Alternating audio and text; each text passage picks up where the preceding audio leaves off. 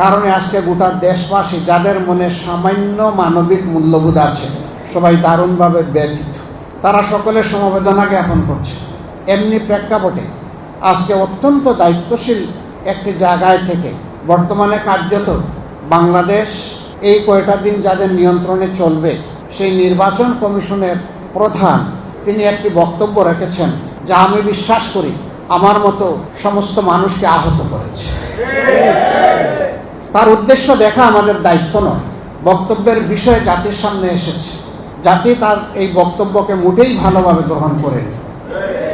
অথচ তিনি আছেন একটি নিরপেক্ষ জায়গায় বসে। আমি তাকে বিনয়ের সাথে অনুরোধ করব, আপনার এই বক্তব্যের ব্যাখ্যা আপনাকে দিতে হবে। জাতির মনে আপনি বক্তব্য যে দুঃখ সৃষ্টি করেছেন এই দুঃখ দূর করার দায়িত্ব আপনার। আপনাকে প্রমাণ করতে হবে আপনি যে সেন্সিটিভ জায়গায় এখন দায়িত্ব পালন করছেন এই জায়গায় দায়িত্ব পালনের জন্য আপনি উপযুক্ত ব্যক্তি, এটা আপনাকেই প্রমাণ করতে হবে। এই জন্য আমি অনুরোধ করব দেরি না করে তিনি যেন তার বক্তব্যটি জাতির সামনে স্পষ্ট করেন।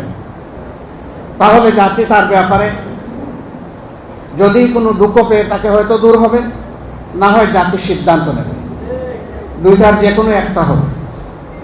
আমরা উনি এবং উনার মতো রাষ্ট্রের গুরুত্বপূর্ণ দায়িত্বে যারা আছেন তাদের সকলের সাথে কাছে বিনয়ের সাথে অনুরোধ করব, আপনারা কেউ দায়িত্ব জ্ঞানহীন কোনো আচরণ এই জাতির সাথে করবেন না।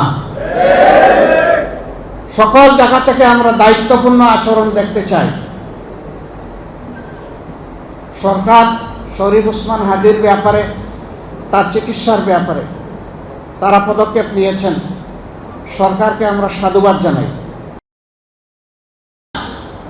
এইরকম তরুণ বিপ্লবীরা আহত হবে,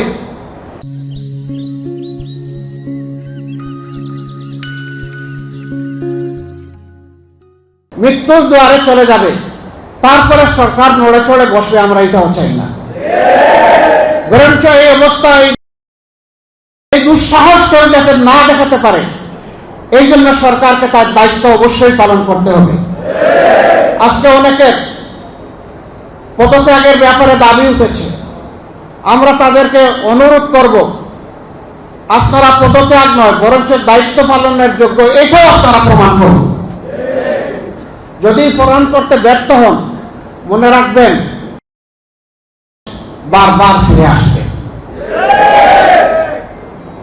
কিন্তু এটা আমাদের কামনা নয়। কেন বারবার এই জাতির জীবন দিবে? কেন রক্তের হুলি খেলা হবে? আমাদের কামনা হচ্ছে আগামীর একটি ঐক্যবদ্ধ মানবিক দুর্নীতিমুক্ত বাংলাদেশ, যেই বাংলাদেশ হবে তারুণ্যের বাংলাদেশ। যেই তরুণরা বিজয় এনে দিয়েছে আমরা এই বাংলাদেশ তাদের হাতে তুলে দিতে চাই।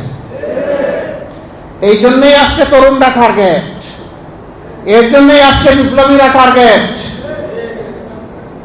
আমরা ওই সমস্ত দুষ্কৃতিকারীদেরকে বলতে চাই, এইভাবে কাপুরুষোচিত হামলা করে দুই একজন মানুষকে দুনিয়া থেকে উঠায় দেওয়ার যে ষড়যন্ত্র তোমরা করছো জাতিকে ভয় দেখানোর, তোমাদের প্রত্যেকটি বুলেটের আঘাত এই জাতিকে নতুন করে জীবন দিবে ইনশাআল্লাহ।